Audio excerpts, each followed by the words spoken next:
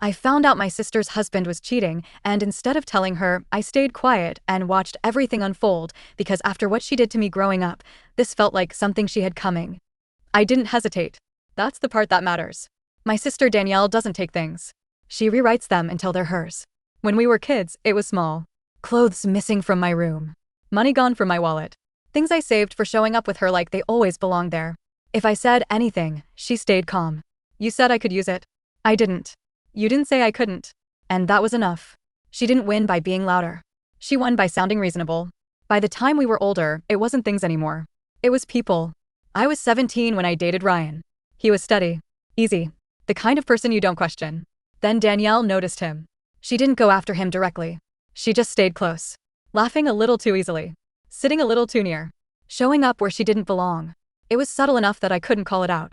Then the rumor started. I cheated on him. I didn't. But it spread fast.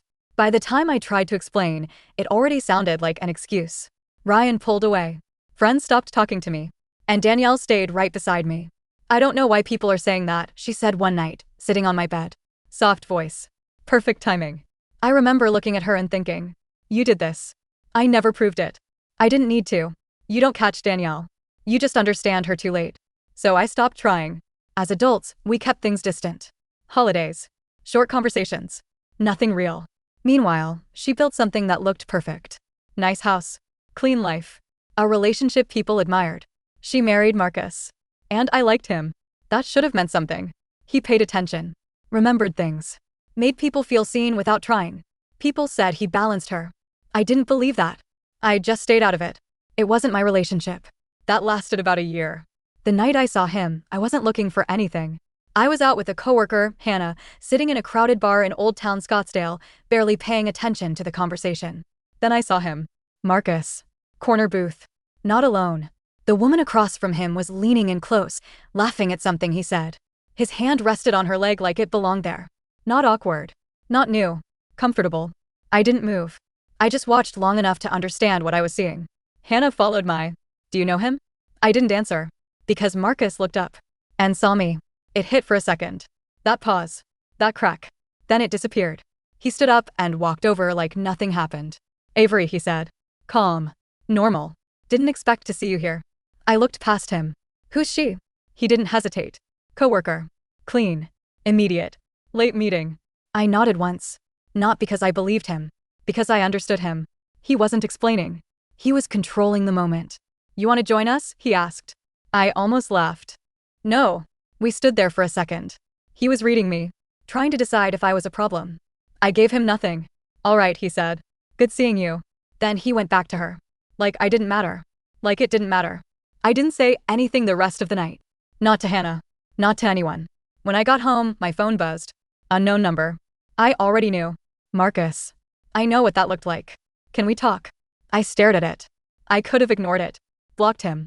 Told Danielle. Ended it right there. Instead, I typed one word. Okay. That was the moment. Not when I saw him. Not when he lied. When I answered. That's when I chose to stay quiet. And once I made that choice, everything after it got easier. We met the next afternoon. Small cafe in Tempe. Quiet. No crowd. No noise to hide behind. Marcus was already there. Of course he was. I sat across from him. No small talk. I'm not going to lie, he said. That was new. What you saw wasn't nothing. I waited. My marriage isn't what it looks like, he said. Danielle and I were not good. I believe that. That's not my problem, I said. I know, he replied. I'm not asking you to fix anything. Then what do you want? He held my gaze. I need to know what you're going to do. There it was. Not guilt. Not regret. Control. You think I'm going to tell her? I think you could, he said. But I don't think you will. Why? Because you know her. That landed. No pressure. No begging. Just understanding. And he was right. He didn't ask me to lie. He didn't ask me to help. He just asked for time without saying it. I stood up. I'm not promising anything. I didn't ask you to. I left. For a few days, I did nothing. No calls. No decisions. I told myself it wasn't my business. That I'd stay out of it. Then Danielle called. She sounded happy.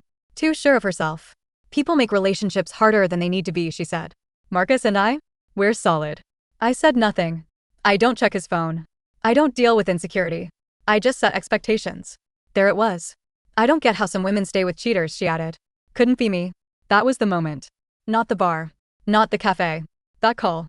That certainty. That tone I'd heard my whole life. I ended the call and sat there for a while. Then I made the decision. After that, I stayed quiet on purpose. Not confused. Not unsure. Deliberate. The next time she asked about him, I answered. Yeah, I saw him earlier this week. He said work's been heavy. It came out clean. She accepted it. No questions. That's how it started. Months passed. Then more. Danielle built her life outward. Better house. Better routines. Everything polished. Marcus kept doing what he was doing. Different women. Same pattern. And every time I could have said something, I didn't. Because it wasn't about him anymore. It was about her. Every time she talked about her perfect marriage, I remembered everything she took from me. Every time she gave advice like she had things figured out, I remembered sitting in my room, being told I was the problem. So I let it continue. The first real line I crossed was small. She asked where he was. I knew. I lied. He mentioned working late. No hesitation. No wait. After that, it got easier. If something felt off to her, I smoothed it over. He's probably stressed. Not everything means something. I said those things. More than once. I told myself I wasn't helping him. I was just not helping her. That difference mattered to me. At least back then. Time moved. She told me she was pregnant. We were in her kitchen when she said it. Calm. Controlled. Like she already knew how the moment was supposed to look. Marcus is going to be a great dad, she said. I nodded. Because what else do you do? Tell her the truth? And everything right there? I didn't. I stayed quiet. That was the point of no return. After that, everything settled. They had a daughter. Then a son. Danielle stopped working. Focused on the house. The kids. The image. Marcus didn't stop. If anything, he got worse. Less careful. More comfortable. And I stayed exactly where I was. Watching. Knowing. Saying nothing. Looking back, there wasn't a moment where it felt wrong enough to stop. It didn't happen all at once. It built. One choice at a time. Each one easier than the last. Until it wasn't a choice anymore. It was just who I was in it. I didn't just stay quiet. I made it easier for him. And by the time I realized that, I didn't stop. It didn't break all at once. From the outside, everything still looked intact. Danielle leaned into it even more. Photos. Milestones. Small captions about family, trust, stability. The kind of life people point at and say, that's how it's supposed to be. I knew better. By then, Marcus wasn't even trying the same way. He wasn't careful. Different places. Different women. Same pattern. It stopped surprising me. What changed was who he chose next. I saw her on a Thursday night. Quieter place. Not his usual spots. He was already there. So was she.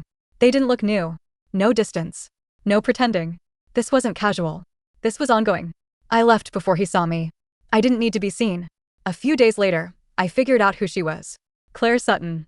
Married. Her husband owned an auto shop in Chandler. Brian Sutton. That changed things. This wasn't just Danielle anymore. This would spread. And for the first time in a long time, I felt something clear.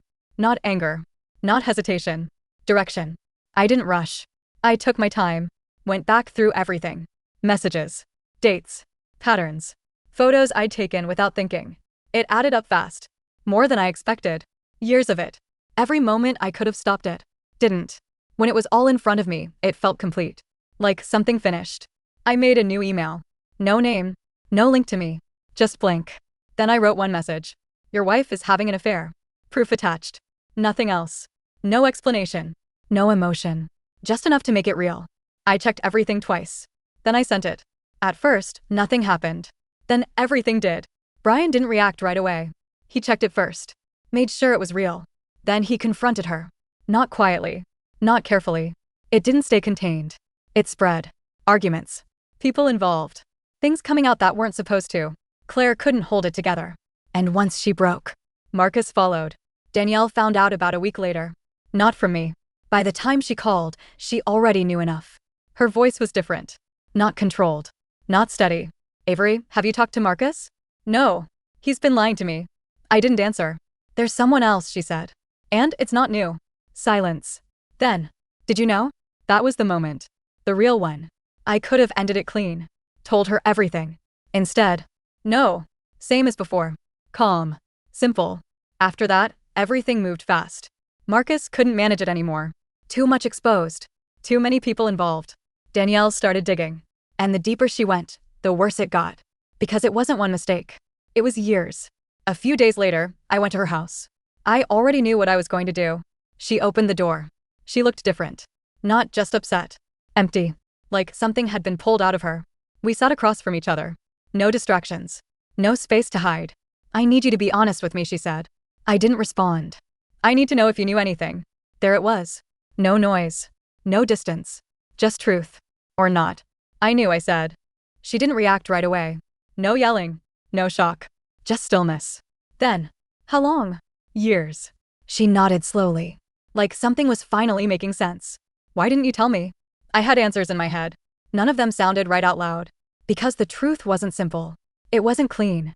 I didn't think I owed you that, I said. It sounded smaller than it felt. But it was the closest thing to real. She looked at me for a long time. Not angry. Not even hurt the way I expected. Just clear.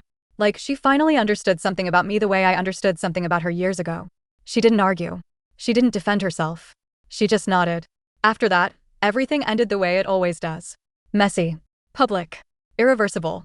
The divorce dragged. Marcus lost more than he expected. Money. Time. Reputation. Claire's marriage didn't survive. That was over fast. Danielle lost the life she built. The version of herself she showed everyone. She moved out of state with the kids. We don't talk anymore. And me? I got what I thought I wanted. She didn't win. Her perfect life collapsed. For a while, that felt like something close to balance. But there's one moment I keep coming back to. That phone call. When her voice broke. When she asked me if I knew. And I said no. Not because I had to. Because I chose to. Even then. Even at the end. I don't regret exposing it. That part feels justified. What I'm not sure about is everything before it. The waiting. The silence. The way I let it grow into something worse because I wanted it to. Because I wanted her to feel it fully. Not just the truth. But the timing. I used to think I stayed quiet because she deserved it. Now I'm not sure if that's the whole story. Maybe I just wanted control for once. And I took it. All the way to the end. So I guess the real question is, if you were me, would you have told her right away or waited until it hurt the most?